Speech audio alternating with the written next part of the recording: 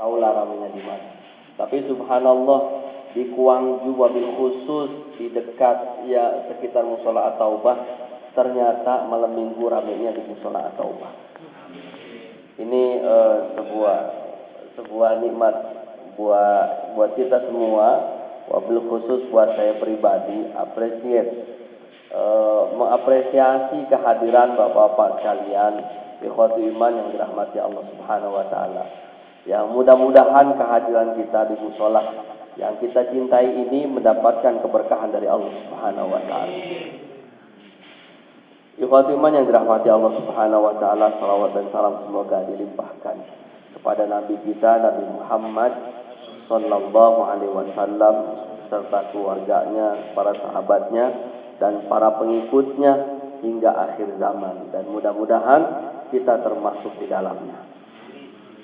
Ikhwati iman yang dirahmati Allah Subhanahu wa taala,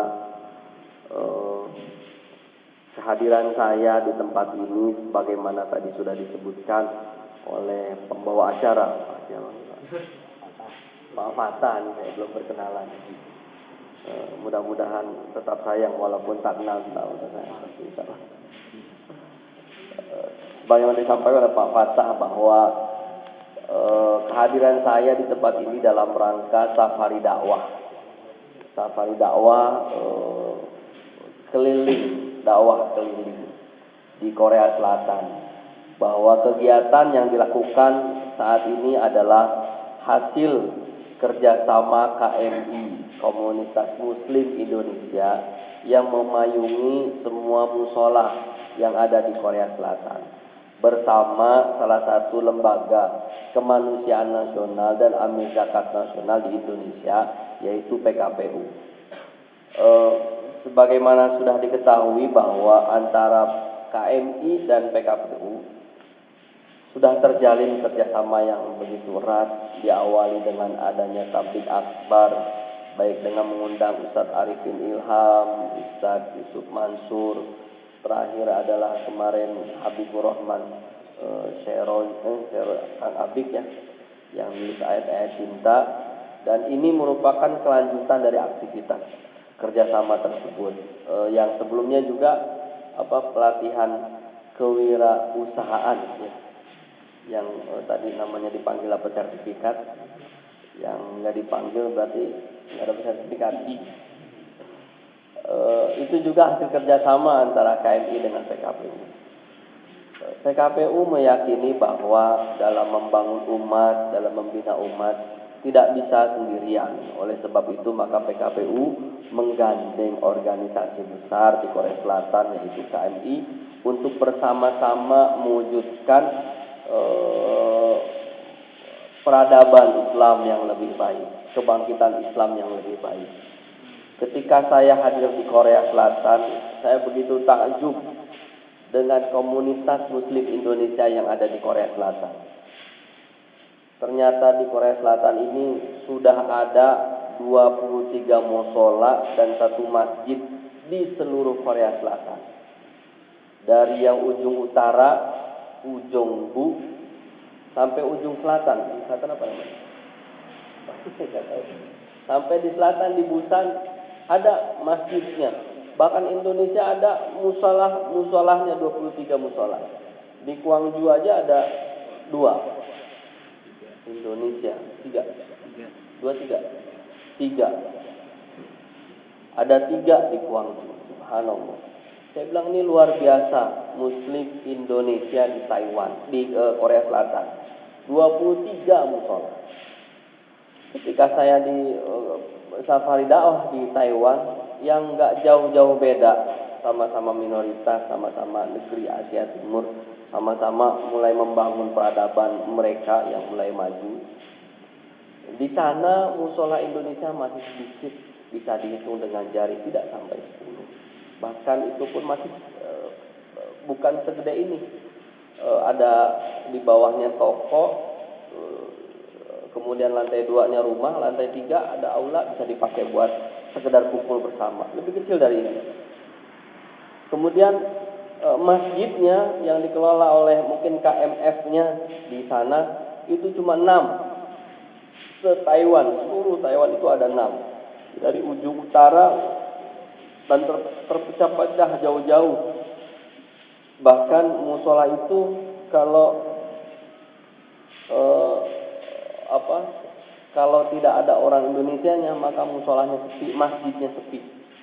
Ada satu masjid di satu daerah yang ramainya justru oleh orang Indonesia.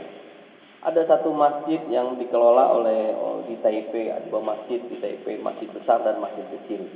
Rame, tapi ya begitu aktivitasnya, orang Indonesia tidak banyak yang aktif di sana. Ada satu masjid jauh di Tainan, yang menurut imam masjidnya, ini satu masjid ini hidup segan mati tak mau, karena sudah tidak ada jemaahnya dan imamnya pun sudah jarang. Ini berbeda jauh dengan di Korea Selatan, yang ternyata Korea Selatan ini perkembangan Islamnya banyak dipengaruhi oleh Muslim Indonesia yang di Korea Selatan. Dan ternyata umat Islam Indonesia di Korea Selatan membuktikan bahwa umat Islam Indonesia adalah negara Muslim yang mayoritas. Sampai di sini juga dibuktikan masih menjadi mayoritas. Aktivitasnya masih sangat banyak sekali. Sementara yang lainnya ada Pakistan, ada yang lain, tapi terlihat Indonesia lebih dinamisnya, lebih luar biasa. Ini yang saya bilang, Muslim Indonesia di Korea Selatan sangat luar biasa. 23 masjid. Oleh sebab itu ikhwati iman yang dirahmati Allah Subhanahu wa taala, ini merupakan hadiah dari Allah Subhanahu wa taala buat kita. Ini merupakan anugerah Allah Subhanahu wa taala buat kita semua. Di tempat ini disiapkan sengaja ya buat kita jadi musola. Ini kan anugerah dari Allah Subhanahu wa taala. Belum tentu terjadi di tempat yang lain. Sehingga buat kita bersyukur kepada Allah Subhanahu wa taala menjadi hal yang paling utama atas nikmat adanya musola ini. Sehingga kalau saya baca begitu sampai ada tasyakuran musola at-taubah, dan syiar yang ditulis di sana motonya adalah la in syakartum la azidannakum wa la in kafartum inna azabi lasyadid. Jika engkau bersyukur maka Allah akan tambah nikmatmu, jika engkau kufur maka sesungguhnya azab Allah sangat pedih. Ikhwatu iman yang dirahmati Allah Subhanahu wa taala, keberadaan musola membuat hati kita menjadi nyaman. Keberadaan musola membuat hati kita menjadi tentram. Keberadaan musola membuat kegalauan itu menjadi hilang. Berapa banyak orang yang stres memikirkan aktivitas sehari-harinya. Di Korea Selatan apalagi. Kalau di Jakarta mungkin jam kerja hanya 8 jam, 9 jam. Tapi di Korea Selatan ini jam kerjanya luar biasa. Masuk jam 8, keluar jam 8. Jam 12 malam, subhanallah. Masuk dah tuh jam 12. Oh. Jadi hapus. Dari pagi sampai pagi lagi. Dahsyat. Ini luar biasa ini di Korea Selatan. Nggak ada itu di Indonesia seperti di Korea Selatan seperti ini. Belum lagi apresiasi dari perusahaan, dari sajangnya juga luar biasa. Kalau kerjanya segitu ya dikasih segitu. Ini luar biasa. Tapi lagi-lagi ikhwati iman yang dirahmati Allah Subhanahu wa taala, aktivitas yang rutin, berangkat pagi, kemudian entah ceria atau tidak ceria, jam 8 yang normal sampai jam 8, begitu setiap hari.